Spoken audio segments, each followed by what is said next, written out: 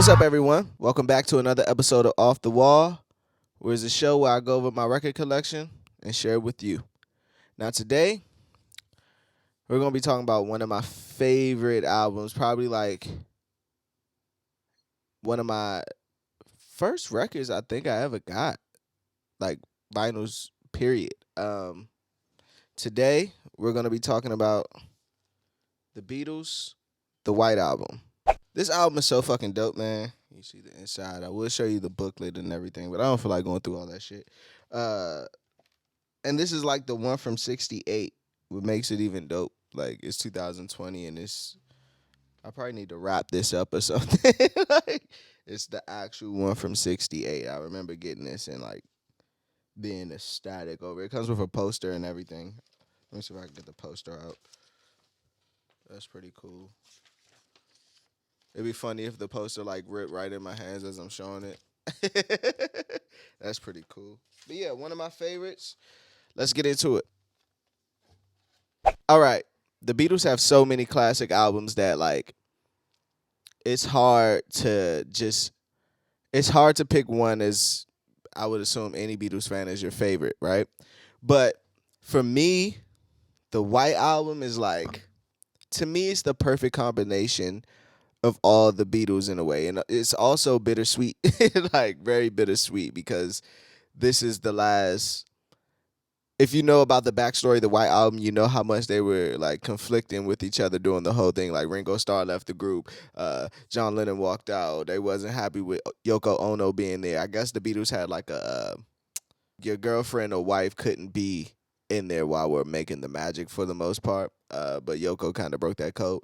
So John left, and you got Lennon and McCartney playing drums on songs when Ringo disappeared from the group, and then he came back. They left flowers on this drum machine. It's pretty cool.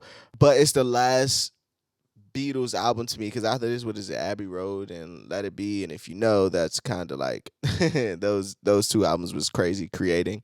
And to come off, like up to that point, the Beatles were just progressing. They were like pushing the sounds of music from Rubber Soul to Revolver to the pinnacle, Sergeant Pepper. So to come after Sergeant Pepper and just like strip everything away and just go back to just being a rock band is fucking dope, and to create these fucking amazing songs. I think we started to see the artist that John Lennon is, the latter Beatles, and who he is after the Beatles, like the Plastic Ono Band. I think we get that with Dear Prudence and Julia and I'm So Tired, like I'm So Lonely, I Want to Die. Like John Lennon, the contrast of Paul McCartney and John Lennon is so heavy on this album. Like one's so happy and creating these love songs and love ballads and just lift people up, oh blah dee blah da type shit. And on the other end, you got your other band member like, yeah, I want to die, man. Everybody's got something to hide except for me and my monkey. It's a total contrast that just, man, it shows me that when I listen to the Beatles, I hear like just some of the greatest writers I ever heard in my life. Period. Like I just go to hear some of the greatest chords, and just cause think this was '68. They did Sergeant Pepper like 2 years ago, a year and a half ago. And to like we get Dear Prudence out of this. We get Helter Skelter out of this. George Harrison breaks out of his shell. He creates My Guitar Gently Weeps. That song itself is just so fucking amazing to me. Piggies, Long, Long, Long, and Savoy Truffle. That's like one of my favorite songs on here. I just think that's dope. And as many shots that was taken on here. I heard somebody say like, we never see the Beatles beef with Rolling Stones or blah blah blah when they discussing all the like, I guess, battles in hip hop. But you had John Lennon and Paul McCartney battling each other on the record. John Lennon like, the worst was Paul. Like, come on, man. Imagine like gotta play backgrounds behind him and he like telling you about yourself, like he creating songs about you. That's nuts. I always felt with John and Paul, it was always like the other one. How can I say this? The other one admired what the other one did. As much as John hated Oh Blah Dee Blah Da, he wish he could create Oh Blah Dee Blah Da. But it's just not in him. And Paul probably feels the same way about Dear Prudence or I'm Lonely, I Want to Die. Paul McCartney can't make those songs. Like, even if he does, we probably wouldn't even accept it the right way. You know what I mean? But that's the great part of this being a freaking band. It's hard to think of groups or bands who probably had those like two prolific writers and leads. Either song John and Paul can lead. And I doubt if we had that. It's hard to find a band who could do that. And if you're going by the songs on here, just looking at the beginning, back to the USSR, Dear Prudence, Glass Onion, Oh Blah Dee Blah Da. They're balancing out. Like every song is happy, and then it goes to a sad song, and then it goes to a happy song, then it goes to a sad song, then it goes to a happy song, then it goes to a sad song. And a lot of this was inspired by their trip to India when they were, during that time in their lives, and you can hear it in songs. Mother Nature's Son. I forgot that was on here. Revolution 1. I like kind of the single one that they released better than the one that's on the White Album just because it has a little bit more rock feel to it. And this is the most Beatles album that has, how can I put it? Just so many genres wrapped in one. It's every Beatles song you could love and want in one album. I don't think we got that from them prior or after to this. Like everything prior to this was like progressive, and they kind of slowed it down with the White Album. Then they did Abbey Road and Let It Be and things of that nature. And Let It Be is also like a stripped down album to me, but I think the music is just a little, not even little, but the music is better on the White Album.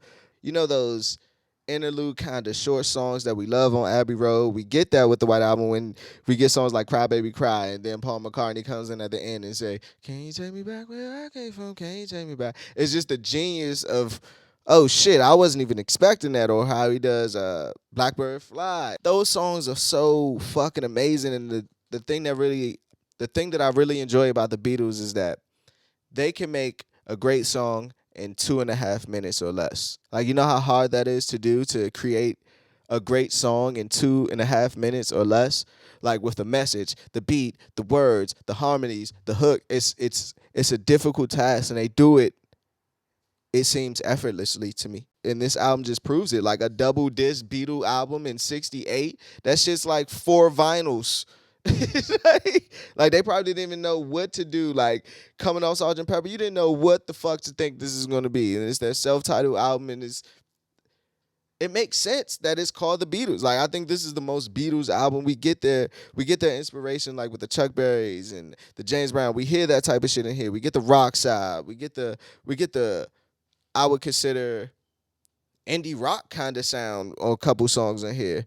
It's just a crazy combination of records. Like Helter Skelter, like the backstory to that of how Paul McCartney heard, an interview with The Who, and they were saying like they made like this crazy rock song with just, it was crazy echoes and reverb and loudness and drums and everything was just loud. And Paul McCartney hears the song and he's like, this ain't even that like abstract or loud. So he like made Helter Skelter. Like I got blisters on my fingers, man. Another reason why this album is pretty special to me is that like I can't go on a plane ride without like having it, like listening to this album. I think it's like a superstitious thing at this point, but I listen to this album every time I'm getting on a plane. And but Back to the USSR is pretty cool, but once it gets to Dear Prudence, it like calms me. Like that song just calms me and like prepares me for, the ride. Happiness is a Warm Gun. John Lennon was so in his bag. This is ridiculous. Martha My Dear by McCartney. That song is about his dog. He made that shit sound like, it's probably people who probably play that at their wedding, and that song's about his dog. Piggy's Harrison, when he talks about greedy lawyers. Just some of the backstory to some of these songs is just fucking dope to me. All right, let me get into my favorite records. Favorite songs. I can't believe I'm not going to give you a lot to pick from. I'm going to pick Sexy Sadie, Helter Skelter, My Guitar Gently Weeps, Dear Prudence. Worst song, I'm going to have to go with Good Night. I wish I had a favorite lyric from this album, but it's just so many. it would probably take me a minute to even think of a favorite lyric from this album. Since you're doing it, the first thing that pops in my mind is, "Who knows how long I love you? You know I love you still. Well, I wait until whatever. You get it. That's I Will. For those that don't know. Damn, man, it's just I could, but they ain't even the Sexy Sadie. What have you done? You made a fool of everyone when he like was talking about I forget his name. Maharishi. What's the guy? That's his name. When he was like a fraud, and this guy was a fraud.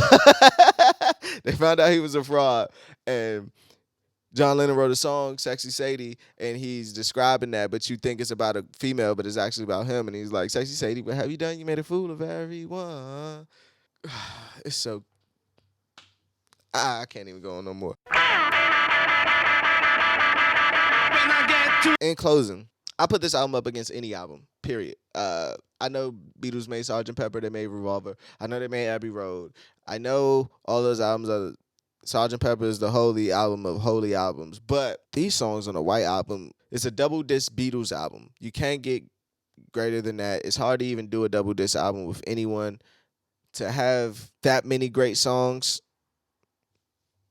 it's just, and the crazy part is, man, they didn't even get to perform this, none of these, because they stopped performing live. So there's no footage of like just the audience appreciation, them singing the songs for the audience appreciation to hear. You know what I mean? Like the audience never heard John Lennon get to do Dear Prudence with the Beatles. The audience never got to hear My Guitar Gently Weep with the Beatles or Helter Skelter with the Beatles.